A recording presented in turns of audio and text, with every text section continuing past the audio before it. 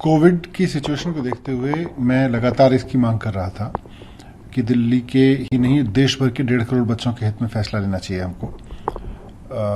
मुझे खुशी है कि ये फैसला लिया गया कि एग्ज़ाम कैंसिल होंगे और उस एग्ज़ाम कैंसिल होने पर 12वीं क्लास में बच्चों को कैसे पास किया जाएगा उसका एक फार्मूला जो हमने मांग की थी 10वीं 11वीं 12वीं के आधार पर तय करें, वो मान के आज उसको ऐलान किया गया है। मुझे लगता है सुप्रीम कोर्ट तक इसकी नौबत नहीं आने देनी चाहिए थी। केंद्र सरकार को, सीबीएसई को बहुत ह्यूमेन मानवीय भावनाओं का ध्यान रखते हुए और बच्चों की भावनाओं का ध्यान में रखते हुए पहले ये डिसीजन ले लेना चाहिए था। ना तो इसकी मांग राज्यों की तरफ से उठने की नौबत आनी देनी चाहिए थी, ना सुप्रीम कोर्ट में ये मसला जाने की नौबत आनी चाहिए थी। केंद्र सरकार की जिम्मेदारी थी कि वो पहले से करती। कॉलेज के एडमिशन तो अब जब अगर ये जुलाई के एंड तक रिजल्ट दे देते हैं तो कॉलेज के एडमिशन तो फिर उसी मार्कशीट के आधार पे हो ही जाएंगे।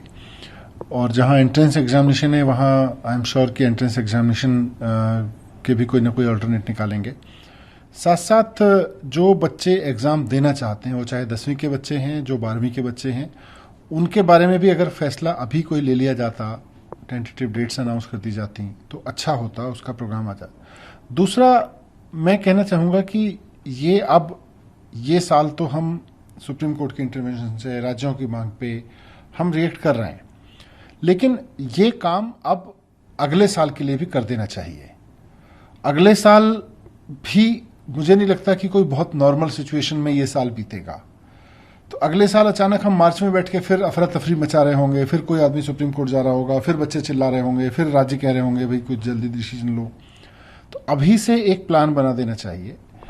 और ऑनलाइन अगर पार्शली स्कूल खुलते हैं, पार्शल स्कूल कैसे खुल सकते हैं, उसमें मान लीजिए खुलते हैं तो उस वक्त कैसे असेसमेंट हो सकते हैं, प्रैक्टिकल्स कैसे होंगे और कैसे प्रोजेक्ट सबमिट होंगे, इन सब की एक योजना कोरोना की रियलिटी को स्वीकार करते हुए, पेंडेमिक की सिचुएशन की रियलिटी को स्वीकार करते हुए अभी इस साल जारी कर देनी चाहिए, वेल इन एडवांस।